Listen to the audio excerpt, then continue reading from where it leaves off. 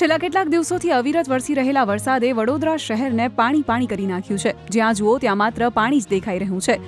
પરિસ્થિતિ બહુ ખરાબ છે।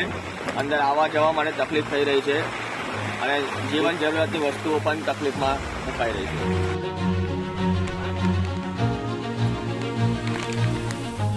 સોસાયટીઓમાં પાણી ભરાતા લોકો ધાબા પર ચડી ગયા છે। આખી કારો પણ પાણીમાં ગરકાવ થઈ ગઈ છે।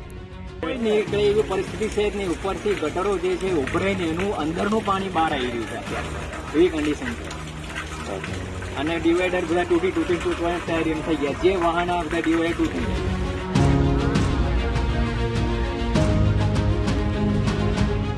વિશ્વામિત્રી નદીના પાણી શહેરમાં ઘૂસતા પાણીની સાથે મગરો પણ શહેરમાં પ્રવેશ્યા છે। મગરની બીકથી અનેક લોકોએ ઘરના પતરા પર ચઢીને રાત વિતાવી। શાકભાજી ને દૂધ લેવા પણ આજે સવારમાં ખેતે ગયા હતા। અડધી કલાકે અમે 1.5 કલાકે પાછા દૂધ માટે શાકભાજી પણ 3 દિવસથી કંઈ જ નહીં ગયું।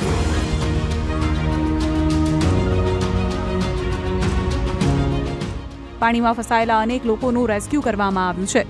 છેલ્લા 3 દિવસથી શહેરમાં પૂરની પરિસ્થિતિ છે। પાણી હજી ભરાયેલા છે। જે અમે હાલ વડસર વિસ્તારમાં ઊભા છીએ ત્યાં મકાનોમાં પાણી ઘૂસવાની તૈયારી છે। છેલ્લા 40 વર્ષમાં અહીં કોઈ પાણી ઘૂસ્યા નથી, પરંતુ પહેલીવાર અહીં પાણી ઘૂસે તેવી શક્યતા છે।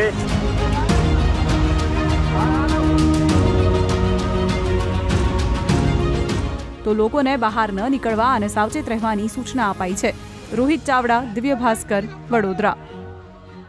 शेयर एंड डाउनलोड करो दिव्य भास्कर ऐप।